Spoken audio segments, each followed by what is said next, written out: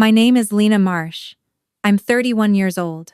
And the moment my brother stood up at his own engagement party and reached for the microphone, I already knew the toast wasn't going to be about him and his fiancée. It was going to be about me.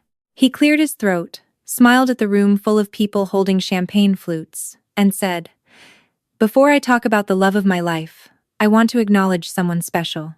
My little sister Lena, who drove 3 hours to be here tonight." A few people awed. I almost relaxed. Then he added, "Which is impressive, considering she can barely afford the gas." The room laughed. My sister-in-law-to-be covered her mouth, but not fast enough to hide her smile. My mother tilted her head with that look she always wore when she wanted to seem innocent about something she had helped create. My father shook his head slowly, the way he did when he thought I was the one making things awkward by existing in the room. My brother kept going. "Seriously though, we're proud of Lena for showing up, even if the rest of her life is still kind of a work in progress." More laughter. Someone clinked their glass like that deserved a toast. I sat very still and stared at the centerpiece on the table. White roses and eucalyptus. Someone had spent real money on them. I didn't cry. I didn't leave. I finished my dinner, said goodbye to my brother's fiancée, because none of this was her fault, and walked to my car in the dark parking lot of that event hall. I sat behind the wheel for a long time without starting the engine. "Before I go any further, tell me something. What time is it where you are right now? And what city are you in? I'm genuinely curious how far this is going to reach." I drove home with the radio off. My apartment was small and quiet in the way that felt judgmental at midnight. I had a studio on the 4th floor of a building in a mid-sized city in Ohio, and by most measures my family used, it wasn't impressive. I was a freelance structural consultant. I reviewed plans, flagged load-bearing issues, signed off on renovation permits for contractors who needed a licensed eye before submitting to the city. The work was technical, careful, and almost invisible. I didn't build things. I assessed whether the things people wanted to build would actually hold. My family translated that into, "She looks at blueprints sometimes and hopes for the best." My brother worked in commercial real estate. My mother managed the books for a landscaping company my father had built from nothing over 30 years. They respected visible labor. Things you could point to. A storefront, a fleet of trucks with the family name on the side, a big house that told the neighbors the story they wanted told. What I did lived on hard drives and in permit files downtown, and to them that meant it barely existed. I had been hearing some version of the engagement party toast my whole adult life. The delivery changed. The occasion changed. The humiliation was always the same. That night, after I finally got my boots off and sat on the edge of my bed, I said one thing out loud into the empty room. "I'm done showing up for that." My phone buzzed 20 minutes later. My brother texting, "You okay? It was just a joke." 3 minutes after that, my mother, "Honey, don't overthink it, he was just being funny." Then my father, "Your brother meant well, you know how he gets at parties." I put the phone face down on the nightstand and went to sleep. The next morning, I didn't respond to any of them. Not because I was being dramatic. Because I was tired of the part where I accepted the apology that wasn't really an apology, reassured everyone that I was fine, and showed up smiling at the next gathering so we could all pretend the pattern didn't exist. I was tired of being the person in this family who made things comfortable for everyone else by swallowing the discomfort they handed me. I blocked the family group chat. Not forever, I told myself. Just long enough to breathe without someone narrating my failures into a microphone. My best friend Dana called on Sunday afternoon because Dana always knew when something had shifted before I said a word. She was an ER nurse who had seen enough of real emergency to have no patience for manufactured ones, which made her the most stabilizing person in my life. "He did the toast thing again," she said. Not a question. I told her all of it. The gas comment, the work in progress line, the way my mother tilted her head. Dana was quiet for a moment, then said, "At what point does this stop being a joke and start being a pattern they're too comfortable with?"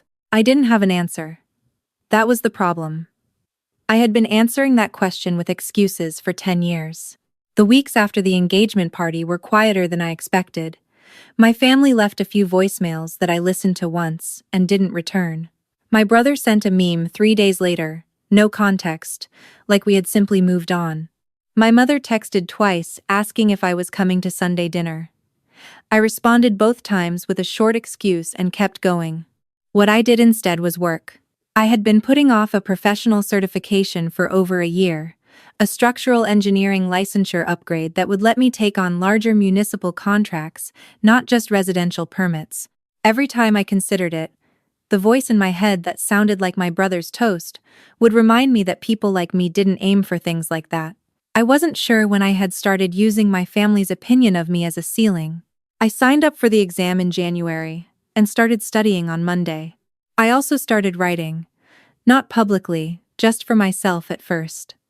A document on my laptop that I opened late at night when the apartment was quiet and I had nowhere to put what I was actually thinking. I wrote about what it felt like to be the family member that everyone treated as a cautionary tale. I wrote about how some families don't need to scream to make one person feel small. They just assign you a role early, and then spend every holiday confirming you haven't escaped it yet. I wrote about how I had spent years trying to outrun that role by achieving things, and how none of the achievements ever seemed to land because the audience had already decided the ending. I wrote one paragraph that surprised me when I reread it the next morning. The hardest part isn't being underestimated by strangers. It's being underestimated by the people who watched you grow up and decided to stop watching at some point. I posted it on a personal blog I had set up years ago and promptly forgotten. I expected maybe 8 views. By Wednesday, it had been shared nearly 400 times. Comments appeared from people I had never met who wrote things like, "I could have written this myself and I didn't realize how much I needed to read this tonight." One woman from outside Portland wrote, "You just described my last Christmas dinner word for word, and I don't even know you." I read every comment. Not because I needed the validation, though I would be lying if I said it didn't help, but because for the first time in a long time, the thing I had been told was an overreaction was being recognized by hundreds of strangers as something real, something that happened to people, something that had a shape and a name. I kept studying. I kept working. I didn't go to Sunday dinner. 6 weeks after the engagement party, on a Tuesday afternoon when I was reviewing foundation specs for a townhouse development outside Columbus, my phone rang from a number I didn't recognize. The area code was local.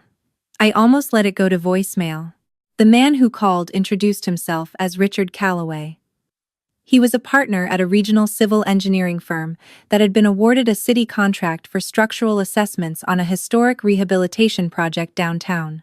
3 city blocks of older commercial buildings being converted into mixed-use housing. A lot of aging infrastructure.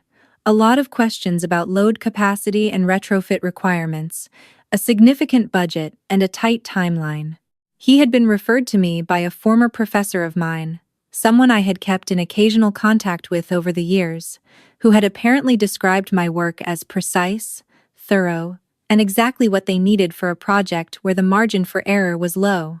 I remember sitting very still at my desk, the townhouse blueprints pushed aside, thinking about all the times my family had described my work as playing around with paperwork. I took the meeting. That Thursday, I drove downtown and sat across from Richard Calloway and 2 of his associates in a glass-walled conference room that looked out over the riverfront. The project scope was larger than anything I had taken on independently. 3 months of site assessments, documentation, permit coordination, and final sign-off. The contract value, when Richard slid the proposal across the table, was more than I had earned in the previous 2 years combined. He asked me if I had questions. I had several, all technical, and I asked them clearly. He answered each one without condescension. When I left the building, I sat in my car and called Dana from the parking garage. "Say it again," she said after I told her. I said it again. "Lena, that's not small." "I know," I said. "Does your family know?" "No." She was quiet for a second. "Good. Don't tell them yet." I signed the contract on a Friday. I didn't post about it. I didn't tell my mother. I didn't call my brother. I just started the work. The first site assessment took me into a building on the east side of downtown that had been a department store in the 1940s. The bones were extraordinary. Thick masonry walls, original timber framing on the upper floors, steel reinforcement added in stages over decades that told the whole history of the building's life in layers. Damage and repair, damage and repair. The building had survived a lot. It just needed someone to read what it had been through and figure out what it still needed to stand. I spent 3 hours on that first visit and drove home thinking that this was the work I had always wanted to do. Not just permits for kitchen remodels. Something that mattered to a place, to a record, to the people who would eventually live inside these walls. A week into the contract, my brother called. I let it ring and listened to the voicemail later. He and his fiancée had set a wedding date. He wanted me there. He said, "I know things have been weird, don't make it a whole thing. Don't make it a whole thing." The family phrase for, "Your feelings are an inconvenience." I texted back that I had a major work commitment and would check my schedule. That was the most honest thing I'd said to him in months. My mother called 2 days later. Her voicemail was longer. She said she was worried about me pulling away from the family. She said, "We all love you, and we just want things to go back to normal." Normal. She meant the version of normal where I showed up and absorbed whatever the room handed me and left without making anyone feel responsible for the way I felt on the drive home. I didn't call back. My father's message was the shortest. He said, "Lena, this family needs all of us at the table. Don't let pride get in the way of that." As if what I was protecting was pride, and not something more essential. As if the problem was me being too sensitive, and not them being too comfortable. I put my phone in my desk drawer and kept working. The project brought me into contact with the city's Historic Preservation Office, specifically with a senior reviewer named Carol Tanner who had been working with the downtown district for over 20 years. She was direct, deeply knowledgeable, and had a particular quality I had rarely encountered in professional settings. She took my assessments seriously without requiring me to justify myself first. In our third meeting, she said, "Your documentation is the clearest I've seen on a project this size in years. Where have you been?" I didn't know how to answer that. Where had I been? Doing careful work that the people closest to me had decided didn't count. Talking myself out of opportunities, because I had internalized a ceiling built by people who loved me in a way that had real costs. "Working up to this," I said. She nodded like that was the most natural sentence in the world. 3 weeks before my brother's wedding, my mother called 6 times in one day. I listened to the last voicemail before bed. Her tone had shifted, less wounded, more urgent. She said there was something she needed to discuss with me about the family, not about the wedding, about something else. She said, "Please just call me back, Lena. This is important." I called back the next morning. What she told me took me a few minutes to fully process. My father's landscaping company, the one he had built over 30 years, had been quietly struggling for the last 18 months. 2 large commercial contracts had fallen through. Equipment financing had come due. A bookkeeping error, which was a careful way of saying my mother had missed something significant, had left them with a tax liability that was now a real problem. They had been managing it without telling us, because my father didn't want the family to worry. Then, my brother had approached a local developer about a commercial property deal that would have solved a large portion of the problem. The developer had agreed to a preliminary arrangement. But the deal required a structural assessment from a licensed engineer before it could move forward, and the timeline was tight, and the developer had a specific requirement for the qualifications of whoever signed off. My brother had started looking for someone. His contact had referred him to a name. The name was mine. He didn't know it yet. My mother had figured it out when she looked up the firm that had been mentioned and found my name on the project page. She told me all of this, in a voice that kept losing its footing between apologetic and desperate. "And at the end," she said, "I know the timing is terrible. I know things haven't been good between you and your brother. But your father built everything on this company. If this deal doesn't go through, they could lose the house." I sat at my kitchen table for a long time after we hung up. I wasn't triumphant. That surprised me. I thought if I ever ended up in a position where my family needed something from me that they had spent years dismissing, I would feel something like satisfaction. Instead, I felt tired. And then, underneath the tired, I felt something clear and specific. I felt the difference between what they needed and what I owed them. They needed a structural engineer. I was one. What they owed me was something they had never once put on the table. I called Dana that evening. I told her everything. "So, what are you going to do?" she asked. "I'm going to do the assessment," I said, "because the work is the work, and my father's company doesn't deserve to fail because of how my brother handles a microphone at a party. And I'm going to be honest about what this is." Dana said, "Good." I called my mother back and told her I would review the project materials. I did not say it would be fine. I did not say everything was okay between me and my brother. I said I would look at what needed to be looked at and give an honest evaluation, and that was all I was promising. My brother called me directly that same night. He had figured it out. His voice had a quality I had never heard in it before. Careful, almost tentative. He said, "Mom told me." "I didn't know it was you." I said, "I know." "Silence." He said, "Can I come see you?" He drove to my apartment on a Saturday morning. He sat across from me at the small table by the window where I had spent the last 2 months studying for a certification and writing essays and learning how to take up the right amount of space. He looked like someone who had rehearsed something and then abandoned the script on the drive over. He said, "I've been thinking about what I said at the party." I waited. "I thought I was being funny," he said. "I didn't think about what it would feel like to be on the other side of it." He stopped. "That's not enough, is it?" "No," I said. He nodded like he had expected that. "The gas thing was mean. The work in progress thing was mean. And the part I keep coming back to is that I've said versions of that at a lot of family things, and you never called me on it, so I just kept going." He looked at his hands. "I used you as a punchline for so long I forgot it was you." That sentence landed harder than I expected. Not because it was cruel, because it was honest. The first genuinely honest thing he had said to me in years. I sat with it for a moment before I responded. "I stopped calling you on it," I said, "because calling you on it always became about me being too sensitive. So I learned to just absorb it. And you learned that you could keep going." He didn't argue. That was new. "I'm sorry," he said. "I mean it. Not because of the deal. Not because of Dad's company. Because what I did was wrong, and I've been doing it for a long time, and I'm sorry." I looked at him for a long moment. The apology wasn't the same as years of behavior undone. It wasn't a guarantee of anything. But it was real in a way I hadn't felt before from him. And I wasn't going to pretend it wasn't. "I hear you," I said. "We're not fixed, but I hear you." He nodded.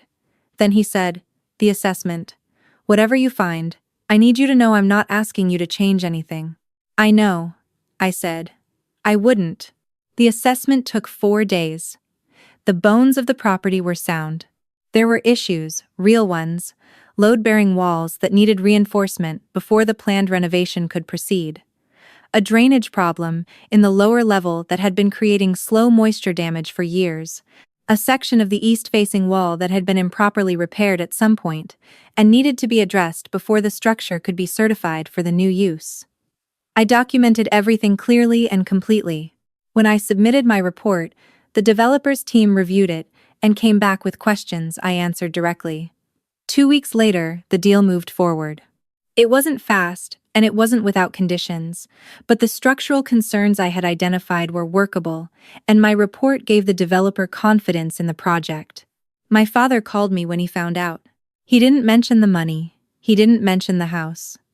He said, "I heard you did good work." His voice had a quality in it I hadn't heard in a long time. Something underneath the words that wasn't quite comfortable saying what it actually meant. I said, "Thank you."